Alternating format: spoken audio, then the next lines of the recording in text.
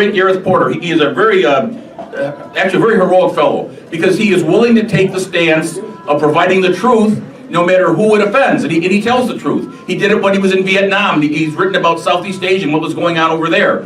He's written about the Middle East, and he's most well known now, well, several things. One is, last month, we had the great Scott Horton as our Skype-in guest. And Scott Horton says that not only is Gareth a verifiable expert and wonderful person, Scott Horton says that Gareth Porter is his most frequent guest. But Gareth also wrote a great book called The Manufactured Crisis. It told the truth about what was going on regarding Iran and some of the things that were being said falsely by the politicians and the mainstream media about Iran and their nuclear program. And so that was quite an interesting book, and he debunked a lot of that. He's also been writing a lot about the situation in North Korea.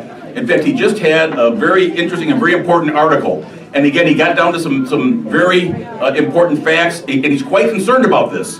And by the way, before I forget, he was sharing on Facebook a petition on a cause that we've talked about here before, which is no war without a proper constitutionally mandated congressional declaration of war. And so we want to, we shared that on Facebook. We'll share that again to everybody. But Gareth had it, and I posted it at the event Facebook page, and we'll share it around so everybody can participate in that, because that's very important. So, what we're going to do tonight, and Gareth had the suggestion, he would like to take some questions from the audience. I'm going to ask a lead-off question, and then other people can ask him questions, and then he will share his knowledge with us. And we're going to go for about a half hour or so, if that's okay, of Gareth answering these questions. And so this should be, I think, very interesting. So here is the first question.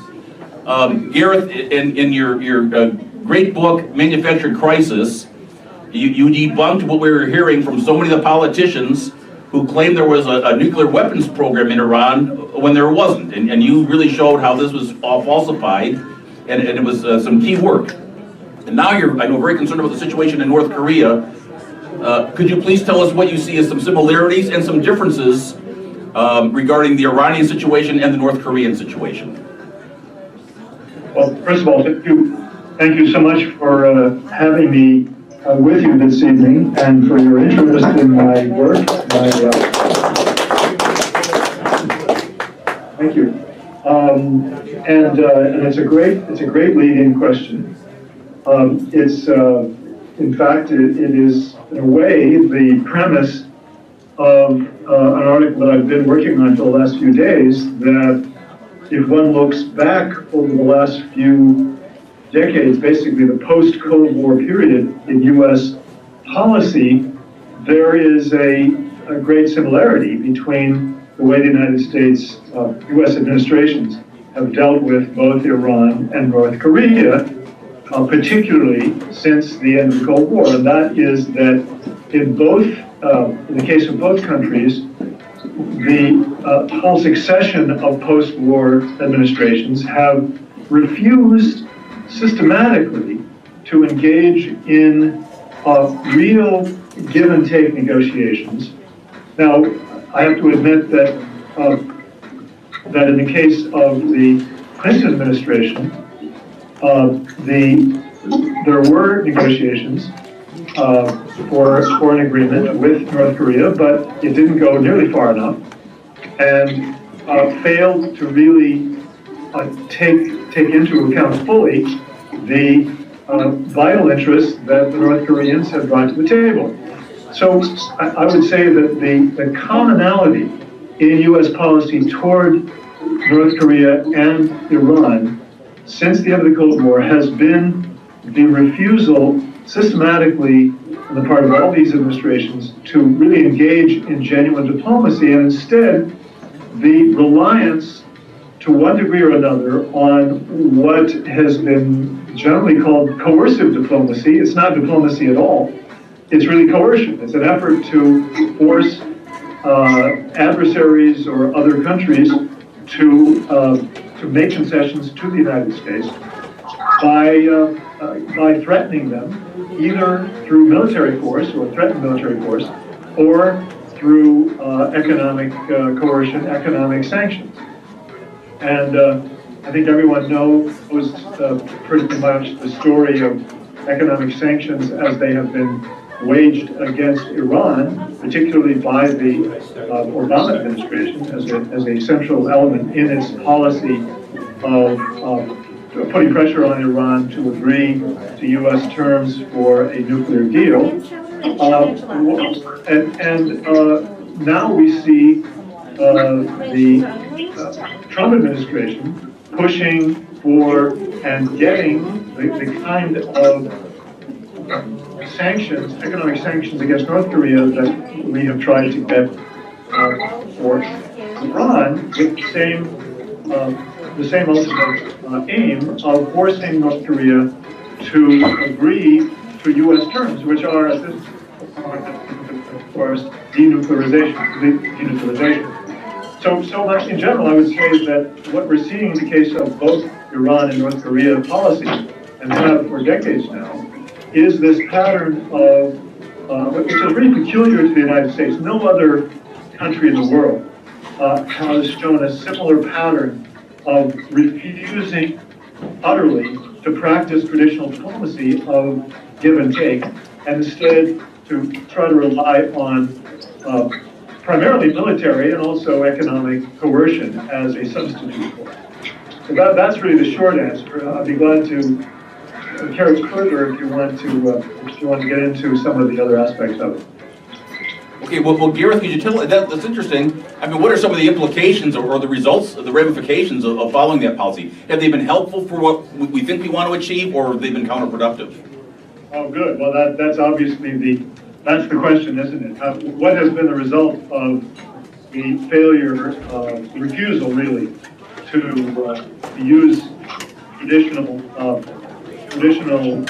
diplomacy in regard to Iran and North Korea? And the answer is that, particularly in the case of North Korea, it has been an utter disaster for U.S. Interests. Let's go back to, again, the agreement that was reached between the Clinton administration and North Korea. That would have ended the plutonium-based nuclear program of North Korea.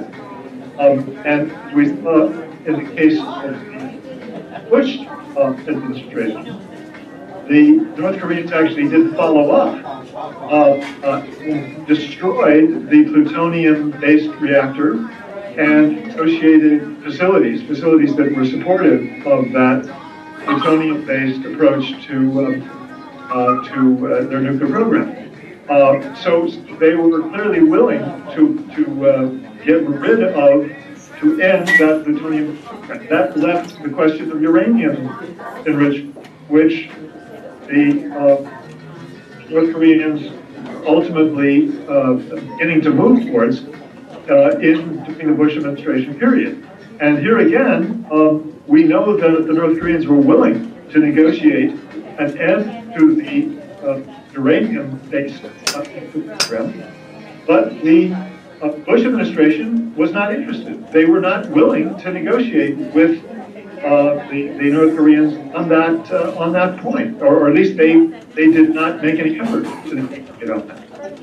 So what we see here is a situation in which the Bush administration specifically cut off its nose to fight its face in terms of the national interest, in terms of its strategic or national security interests.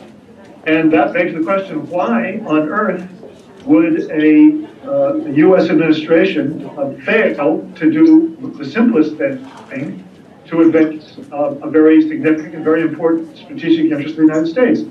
And I think there are two answers to that. One is the sort of strategic culture answer, which is that this idea of coercive diplomacy is so deeply embedded in the culture of the U.S. national security bodies, the U.S. national security state, the Pentagon, the State Department, CIA in particular, that they essentially prefer to continue to try to exert pressure through threat as a way of dealing with another country's interests or another country's policies, rather than to follow the line that would produce far more favorable, or at least it would produce arguably favorable results.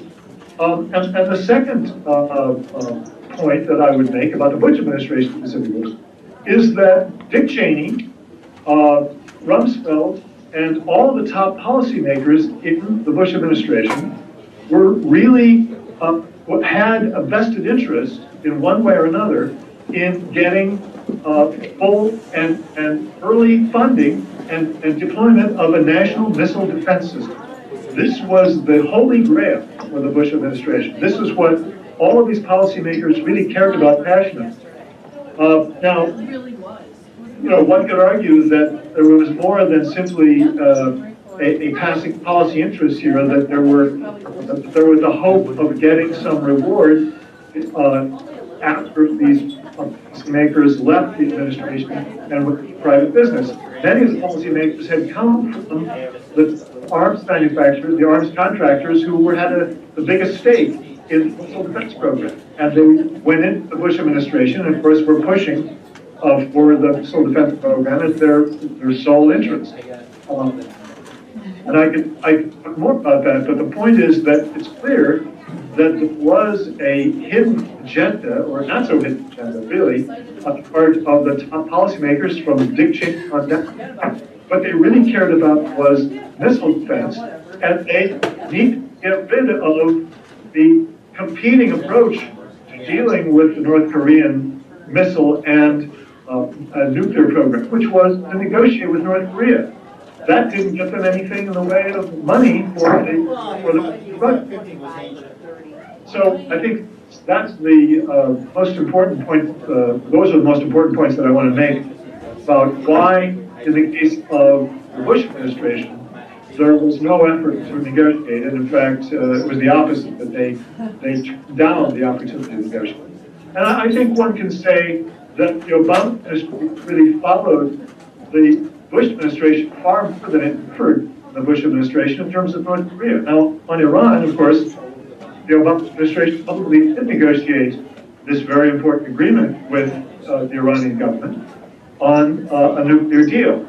But for the first 4 years of the Obama administration, I think it's easy to forget that Barack Obama refused to negotiate with Iran on any other basis than complete capitulation to the U.S. demand that Iran give up completely its enrichment program. In other words, the Obama administration equivalent of the Bush administration and Trump administration demand for the denuclearization of North Korea. So basically, I think that there is a pattern here of not just the Bush administration, but the Obama administration and the Trump administration really preferring, particularly in the case of North Korea, but also in the case of Iran, to reject anything that would require them to make concessions to their adversaries, and to prefer a set of policies that clearly do not work. They do not advance purpose whatsoever. And this is the most important point to understand about the whole history of U.S. policy since the end of the Cold War towards those two countries. Okay, but one thing that comes to mind is you're discussing this, Gareth, and some of it's obviously explosive or shocking or something, the financial angle that you mentioned, and I know you had that article that detailed some of this, but I'm also reminded of the article James Risen just had in The Intercept, talking about how there were things behind the scenes that he knew about, he was trying to report on, and the New York Times was not letting him do it. And of course there were other organizations, of course, Glenn Greenwald writes about this all the time as well. But so, were there people who had information in real time going counter to what the powerful politicians and administration people were talking about, were trying to get that message out? I know you were doing that, but were there others too? They're saying, hey, wait a minute, you guys got the story wrong here. And who were they and what sort of situation did they run into? Well, that's a great question too. Let me I want to talk about two different angles on this. One angle is that there was indeed information that was available within the US CIA in 2001, which totally directly contradicted the official policy line of the Bush administration, which of course was that Iran was secretly carrying out a nuclear weapons research program. And that intelligence information, I talk about this in my book, Manufactured Crisis. I detail the background of this story. But there was a CIA operative who recruited an Iranian source, someone who was acting as a spy for the CIA inside Iran, who was in a position to know what was going on within the Iranian nuclear program and within its military program, who told the CIA operative in 2001, Iran has no intention of weaponizing the uranium that it is planning to enrich.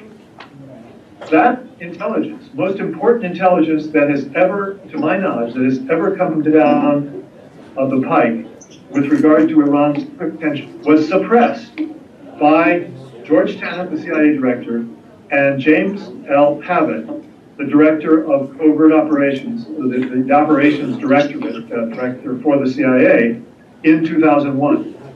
I know about this because there was a lawsuit by that CIA operative who was then fired, relieved of his duties by the CIA, and did sue the CIA director and other top officials on the basis of being mistreated. And in the lawsuit, he talks about this information, but he doesn't reveal what the exact nature of the intelligence was. I found out about it from his lawyer, and it's in my book.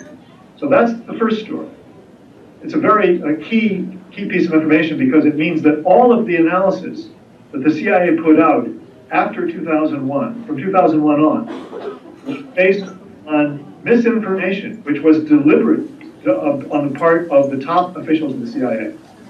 The other point that I want to talk about is that I, in my book, have information about how the Mossad, the Israeli Foreign Intelligence Agency, faked a set of documents, which were then used by the Bush administration to prove or to make the case that Iran was working on a secret nuclear weapons program.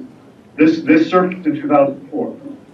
But I have information in my book based on an interview with a top former Western or German Foreign Office official who told me that those documents came not from somebody who had worked in the supposed nuclear weapons program as claimed by the CIA publicly and through leaks to the press, but from the Mujahideen Camp, which is an armed organization opposed to the, which was working for the Israeli Mossad, was working for Israeli foreign intelligence at that time. And so this is a major story. And I not only published it in my book, I took the story to the Los Angeles Times and the Wall Street Journal and asked those newspapers, people that I knew on those newspapers, in the Washington Bureau, if they wouldn't be interested in doing a story on what I had found out. Not covering my book or anything like that, but covering the essence of the story. And both of my contacts in those two newspapers said the same thing. No, we wouldn't be interested because we know that Iran had a nuclear weapons program anyway. And besides, it's old news. So, I was unable to get the two major quality newspapers to even take a look, to try to investigate a story that I had published in great detail about the Iranian nuclear program that would have changed the entire politics of that issue in the period from 2010 to 2015. And so again, I would just argue, I would emphasize here that the news media are so systematically skewed in favor of a particular kind of narrative and against anything that does not support that narrative.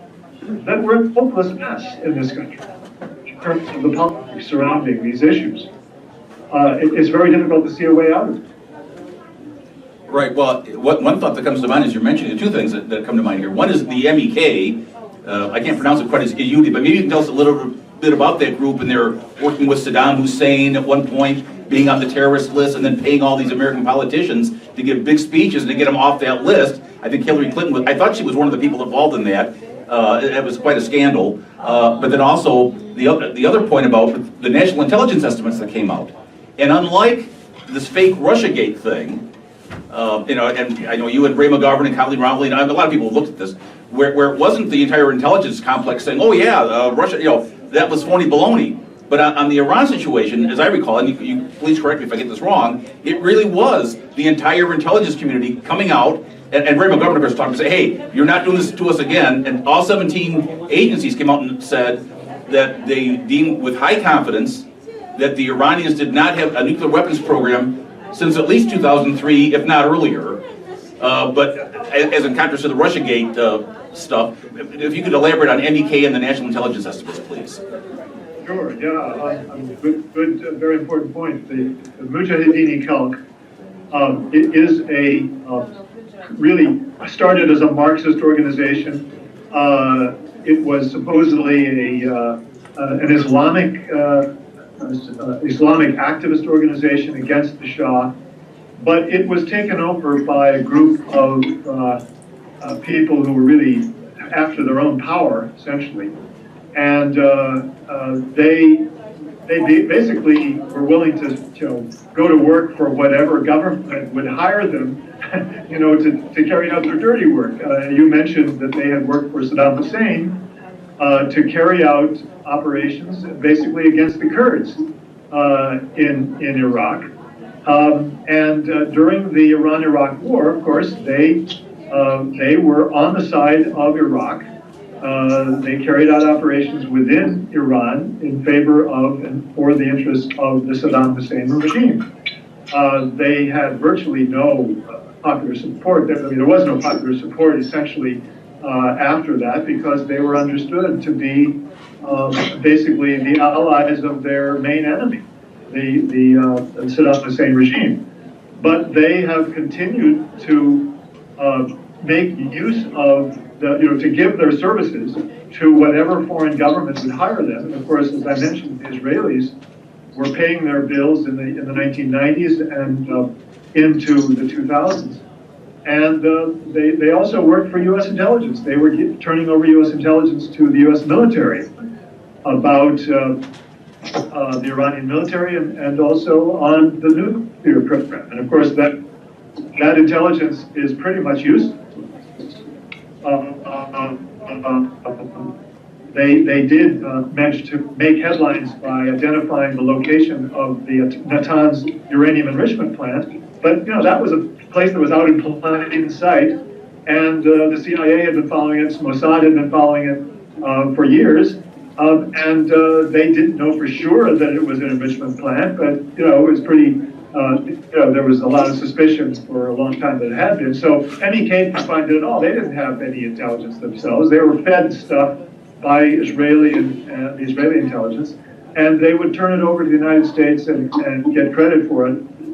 So it was a very strange situation, to say the least, and they're just totally unreliable in terms of anything that they have to say about anything having to do with Iran. There's a story that's come out showing that the portrait of the head of the MEK, Maryam Rajavi, has been unfurled on a tank from an overpass in Tehran.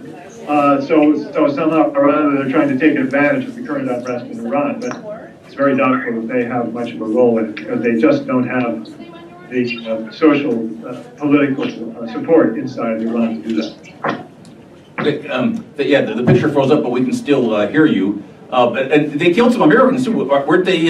They killed like 27 Americans. Is that one reason they were on that terrorist list? Was that another aspect of that group?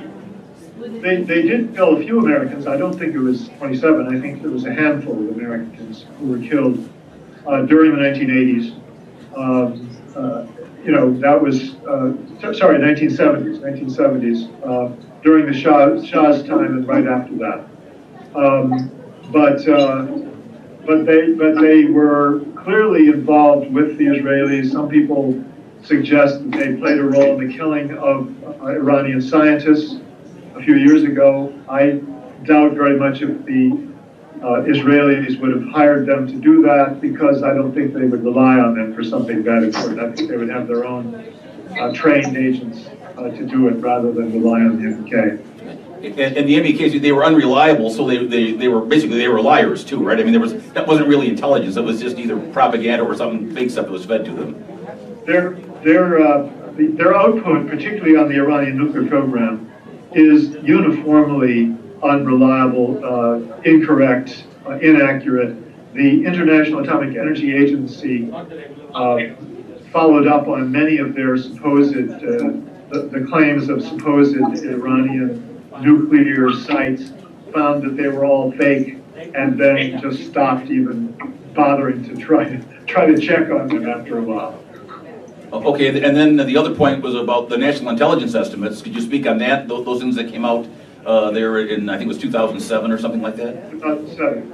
The November 2007 National Intelligence Estimate on the Iranian nuclear program was, of course, the first one to depart from the series of estimates before that, 2001, 2005, that had claimed that Iran, had an ongoing nuclear weapons program.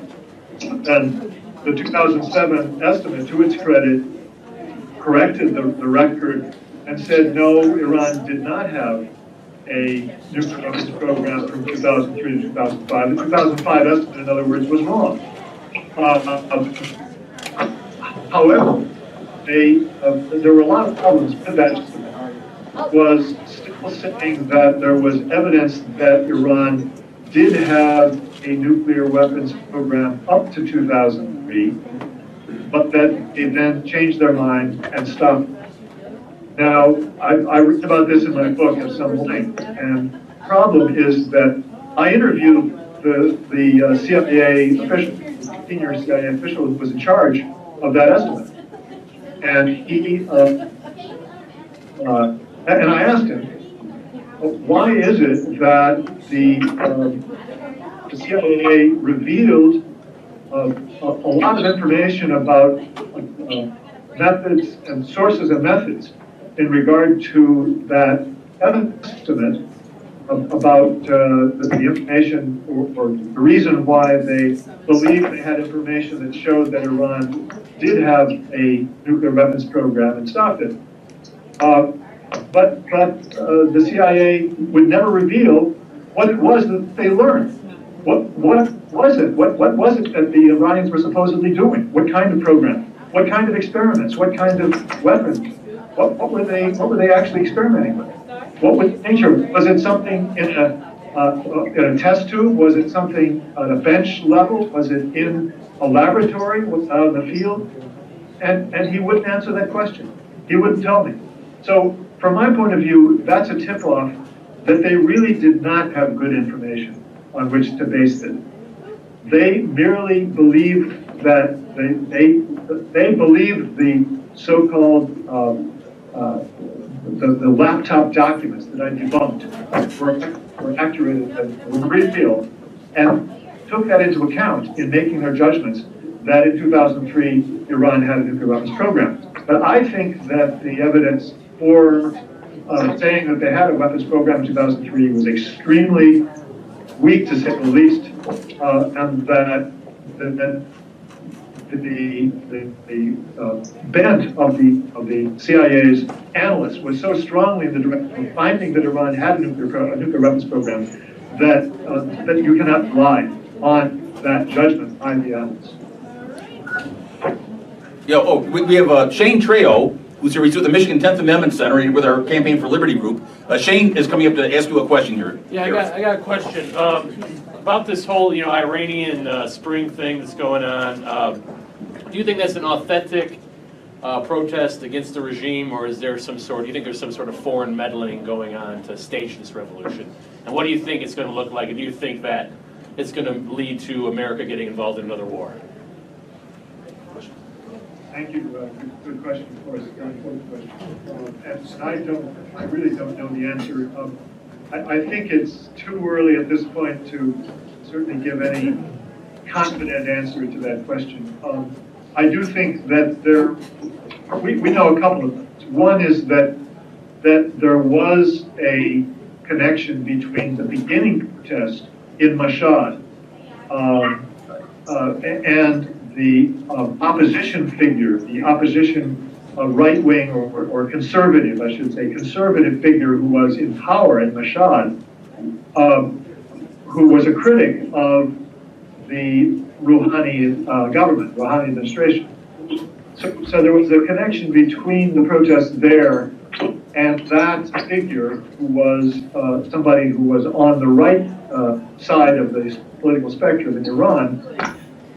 On the other hand, it appears that most of the protests that began after that reflect a different point of view and are more in line with a leftist critique of the administration than a more conservative critique of the administration.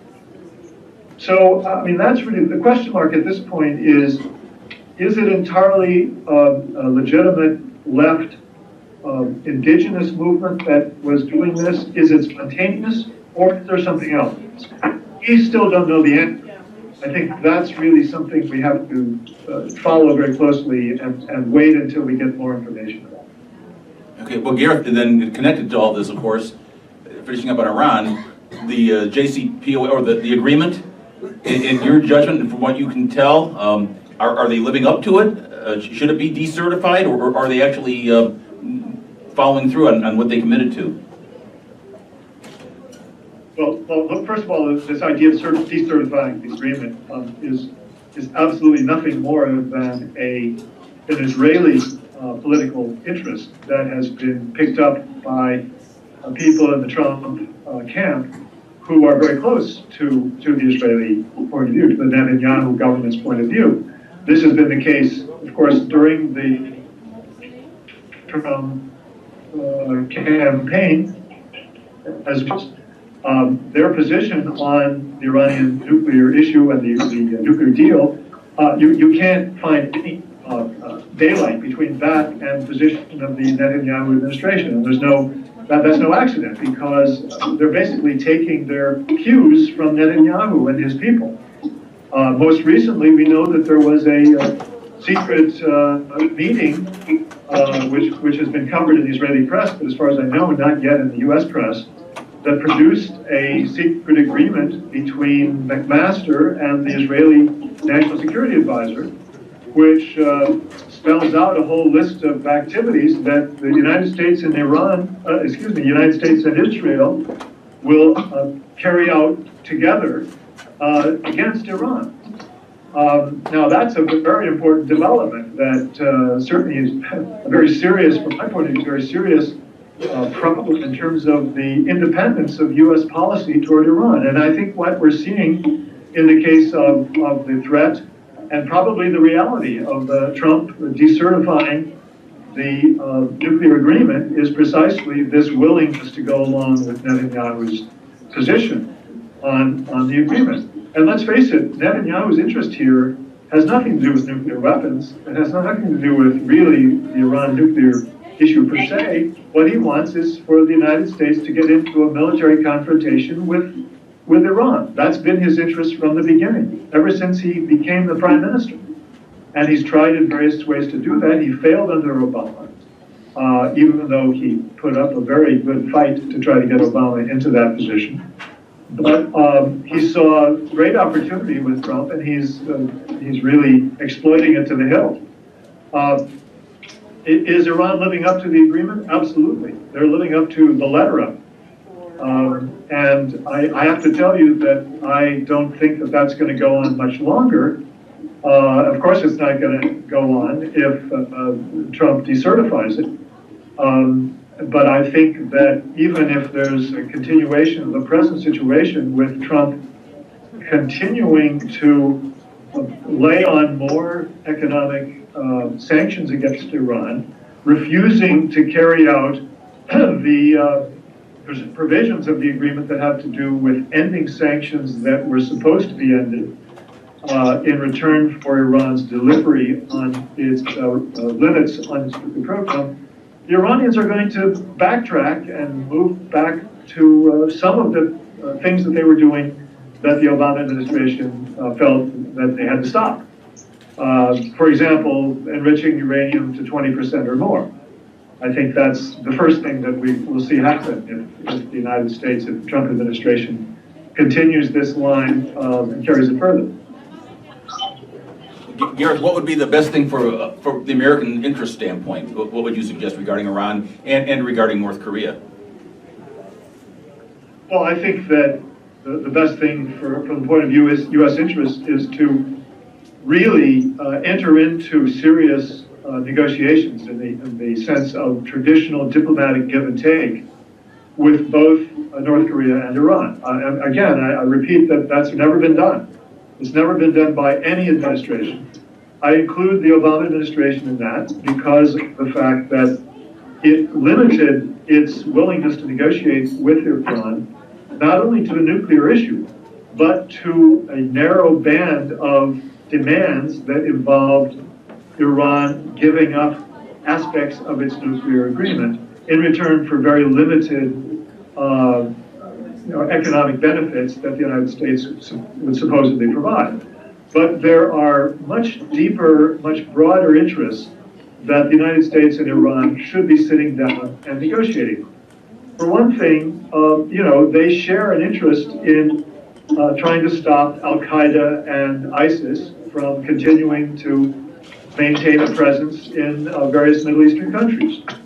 That is far more important than anything that the Trump administration could cite as an issue with Iran, in my view, and I think it's an objective statement.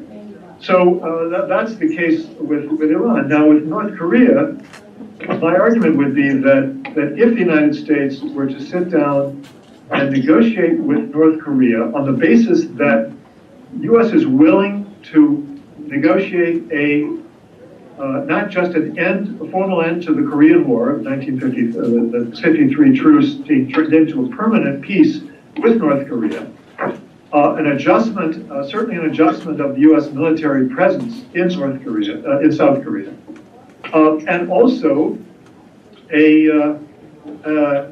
an agreement to normalize fully the relations between the United States and North Korea. No more economic sanctions, and no more treatment of the North Korean regime as not just an adversary, but an adversary the United States is ready to go to war with.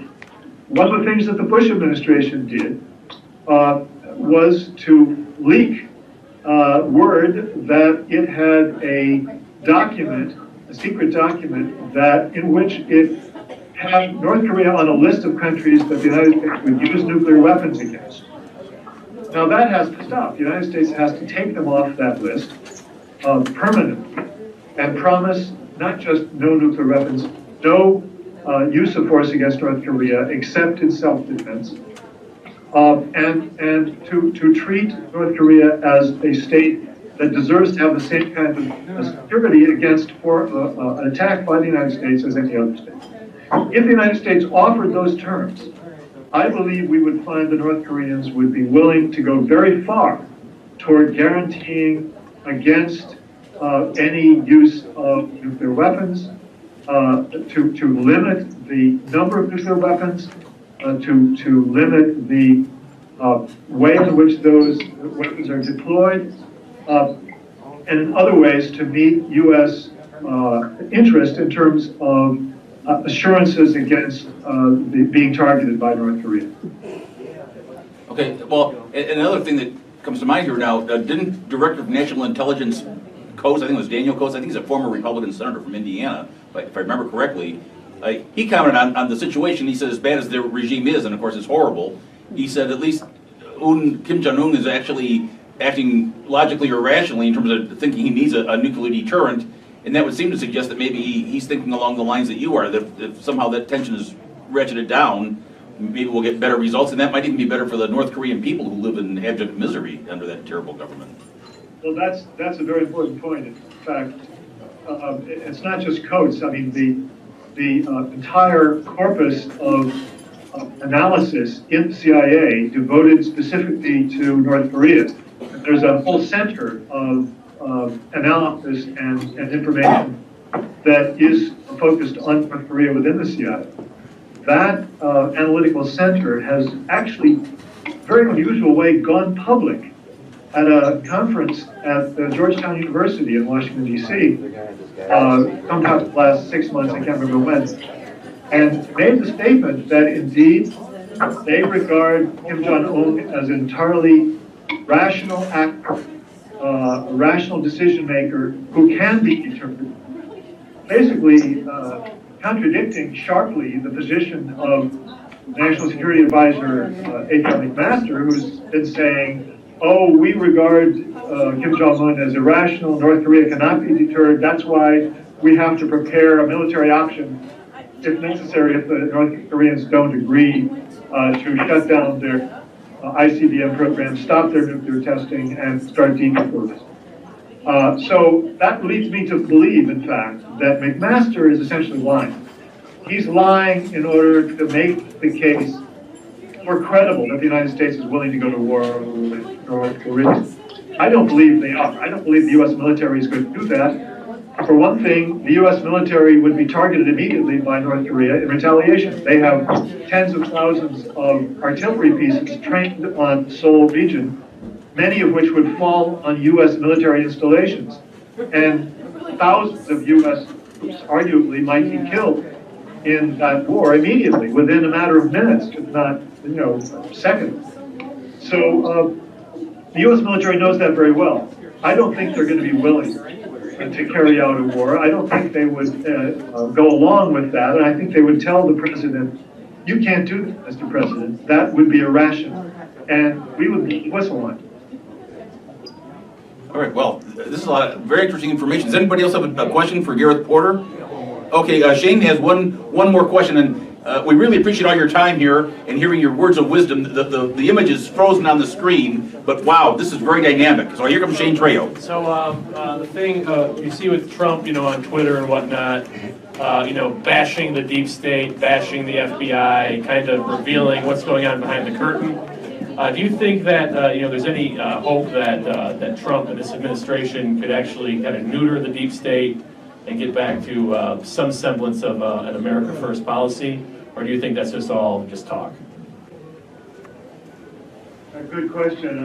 I do have a very easy answer, or at least a simple answer to that. The answer is no. There's no possibility that Donald Trump could tame or sort of return the national security bureaucracy away from what we call the deep state, meaning that he is incapable of, unwilling to, and incapable of really turning things around in any way, shape, or form that would be meaningful. I mean, we know that from what's happened on Afghanistan, for example. I mean, he like Obama, who was elected on an anti-war platform with regard to the Iraq War, Trump was elected in large part, or at least in part, on an anti-Afghanistan war platform. And he continued to voice those views after he became president. But then the deep state, quote unquote, took over, and they sat him down and they filled his head with enough misinformation, disinformation, to get him to stop it and to go along with their desires, just as they did with, not on Iraq so much as they did on Afghanistan with Obama.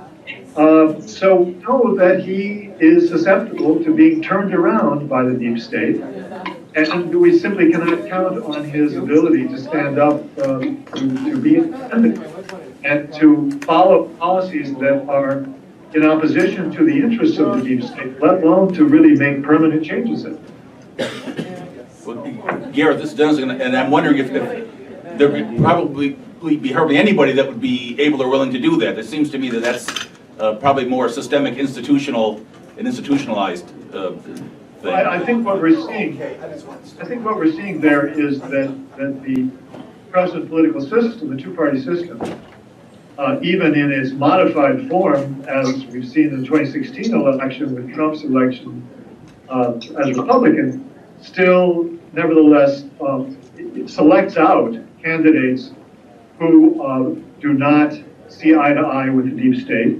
candidates who are voicing views that challenge the fundamental interests of the what I call the permanent war state, are weeded out in the process, just, almost in the mirror image as we see candidates in Iran weeded out for slightly different reasons in the process of candidate elections there, presidential elections. And so what we really have to do is we have to have a new party that is independent of those interests to the point that it can produce a presidential candidate with the cojones, with the determination to stand up for the truth, to stand up for the true interests of the American people without fear or favor. And so far, we haven't seen, we've seen, glimpses of a possibility in the 2016 election. We've seen that voters are hungry for that, but as yet there is no institutional formation. So proto-party, if you will, that is ready to step in. That's my concern. I think that's what we really need, and I would hope that the people that your organization appeals to will be part of the constituency that will move in that direction. Well, it's interesting you bring that up, Gareth, because for myself and many of us, not everyone here, but for a number of us, we were heavily involved in the Ron Paul campaigns, and Dr. Paul, of course, does everything possible to stand up against it. But as you say, you see what happened in 2008 and in 2012. A lot of good seeds were planted intellectually, but trying to get through and become elected to the presidency looks like a pipe dream for somebody that's standing out that independently. We have a few congressmen maybe, but also now we're seeing a lot of work being done, at the state level and at the local level, through the nullification movement. I know that's not all about just the topics you were talking about, but really just confronting the power mongers in the political establishment. That's what it's about, and there are people, and I mean, I have some friends here who, like me, are involved in the Republican Party. We have some candidates here, and we have grassroots activists here who are all, and some that are in other parties, some from the Libertarian Party. Sometimes we get people from the Democratic Party, but it's primarily Republicans and Libertarians that come to the Campaign for Liberty groups, and some people that aren't in any party.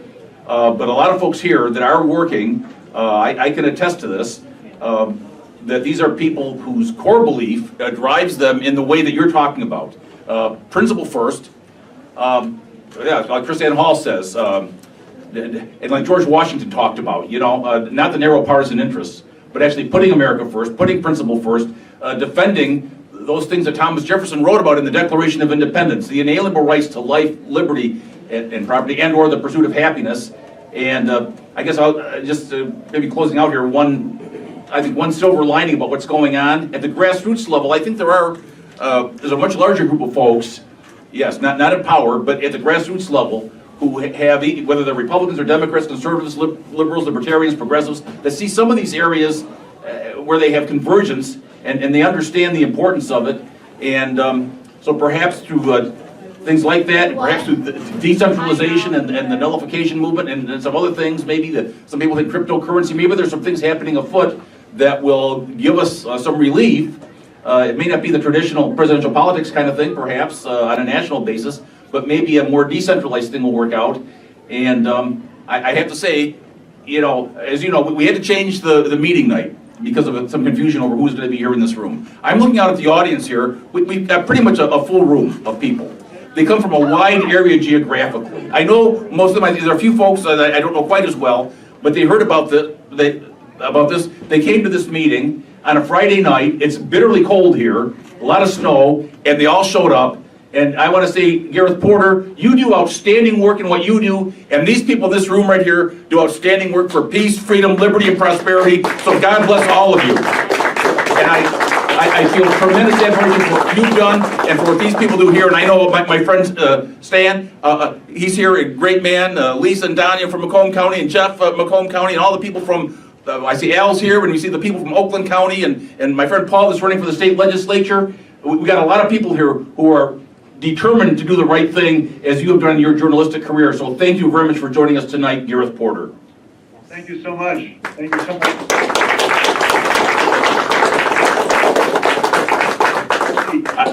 I don't know if the camera still works for you. I mean, again, we see your distinguished visage on the screen here, but we heard your words, and I know that the folks who are they're gonna go Google you and go to your Facebook page and read Manufacturing Crisis and read your articles. And I know you're at Truth Out and the American Conservative and antiwar.com, maybe the Ron Paul Institute occasionally, Consortium News maybe. Are there any other sources where you're published, Gareth?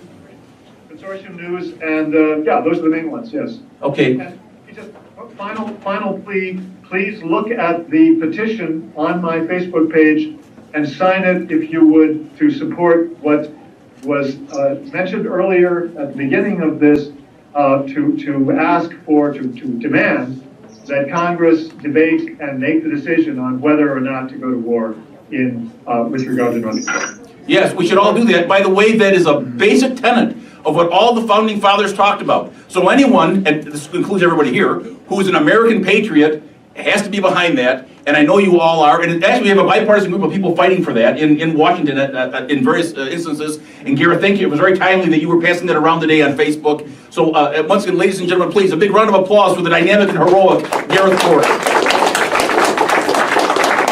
And one day, Gareth, maybe you'll be with us here in Michigan and Troy, and you can join us for pizza and salad, as we're going to be having here eventually. All right. Thank you very much. Good night, sir.